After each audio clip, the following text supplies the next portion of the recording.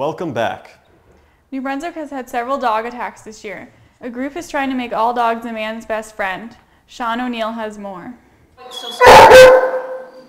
This is Newton. He is a stray dog that has been at the SPCA in Fredericton since August.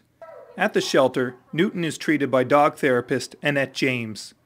She has been working for Barkbusters in New Brunswick for 4 years. Barkbusters is the world's largest in-home dog training company. It has helped over 400,000 dogs worldwide since it was founded in Australia in 1989. Barkbusters specializes in one-on-one dog training that tames behavioral problems like excessive barking, obedience, and aggression. James says that one of the reasons that dogs like Newton are bound to be aggressive is they aren't treated like dogs. A lot of times where we fault dogs as humans is we give them human attributes.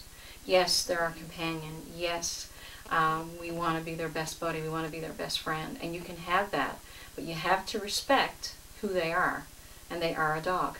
Barkbusters uses motivational communication to help tackle aggressiveness.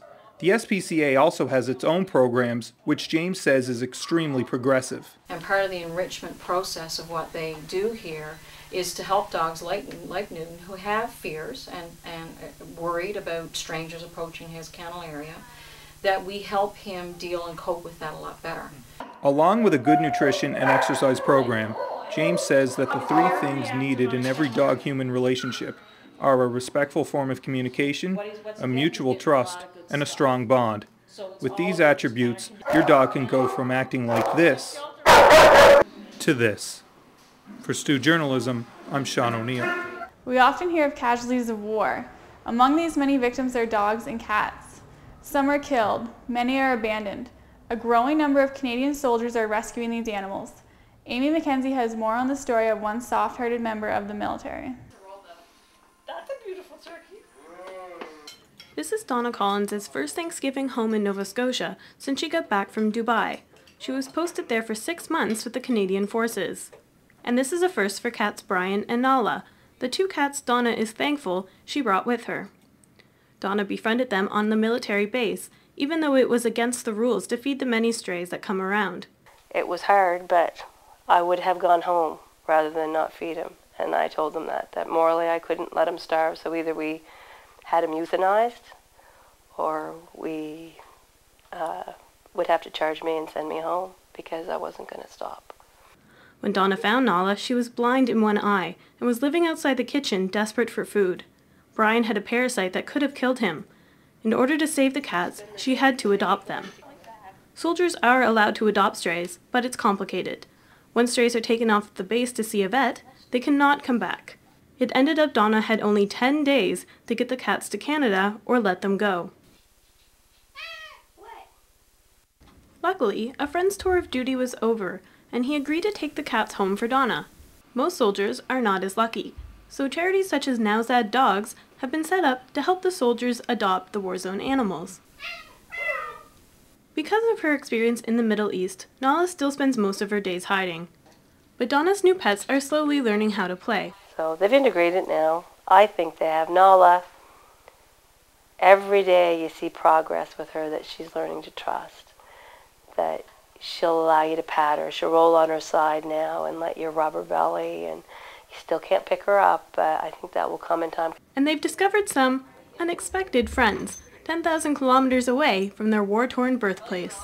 For Stu Journalism, I'm Amy McKenzie in Middleton, Nova Scotia. While some animals are companions, others are co-workers.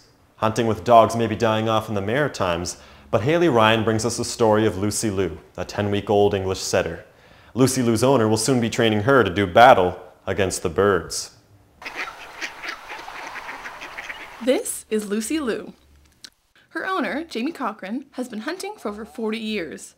Lucy is his 5th English setter. He says setters are his favorite because not only are they loyal family dogs, but also make great hunters. She has one patch over her eye and her 2 ears are brown. So that reminded me a bit of Sammy, who we put down a while ago. Jamie will spend the next few years training Lucy, mainly by dragging a feather on the ground for her to chase so she can get used to the scent of a bird. The Cochrans will spend $1,000 to feed Lucy and keep her healthy this year.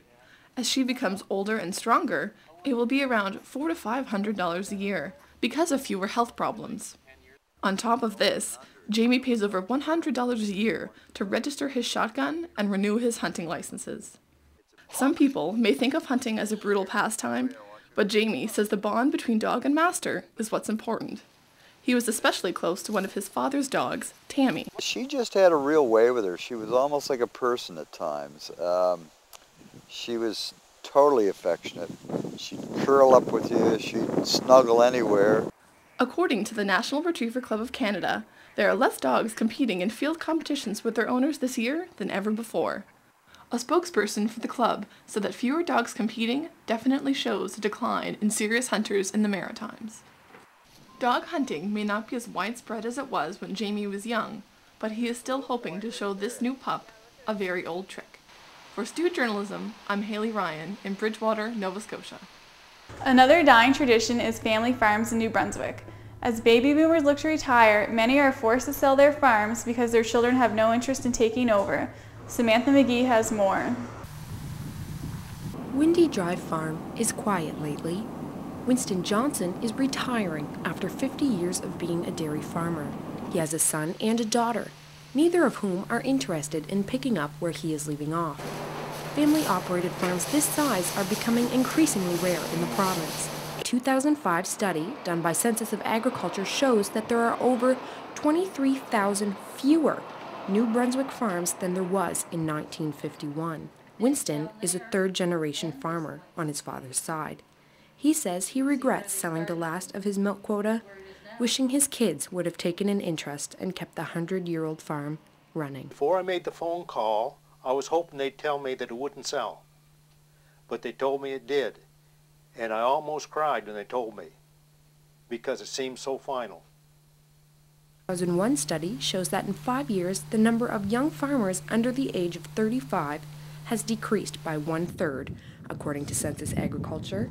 28-year-old farmer Jonathan Stockall is on the board of the Young Canadian Farmers Forum, and he hears the worries of other young farmers. He says they are most discouraged by the lack of attention given to their small-scale operations. It seems like they don't care, so it makes it a real big struggle.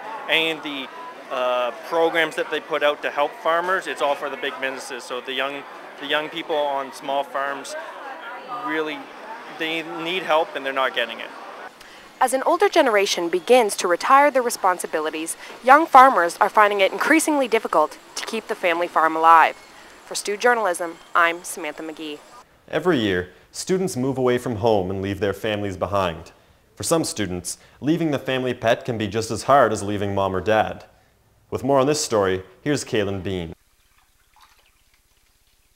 Gimp, Chunk, and Little Monster have a new friend. Alyssa Bannister, a third-year psychology student at St. Thomas University, has given them a new home in her living room. Originally from Salisbury, New Brunswick, Alyssa has had pets since the day she was born. Her cat Jack and her dog Molly, who recently passed away, were always waiting for her when she came home. When she moved away, Alyssa had to get used to a life without pets.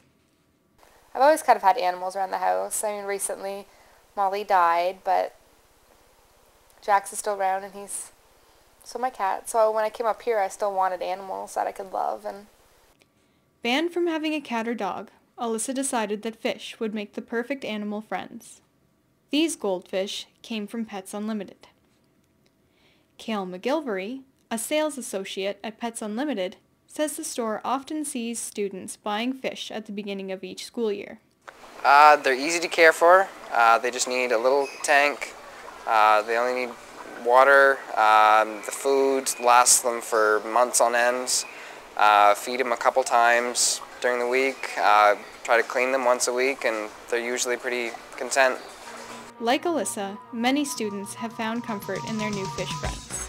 For Stu Journalism, I'm Kaylin Bean. That's all we have time for this week. Join us at stewtv.ca in another 2 weeks. For now, stay alert and stay safe, Stu. There's something strange in your neighborhood. Who you gonna call? Ghostbusters! There's something weird and it don't look good. Who you gonna call? Ghostbusters!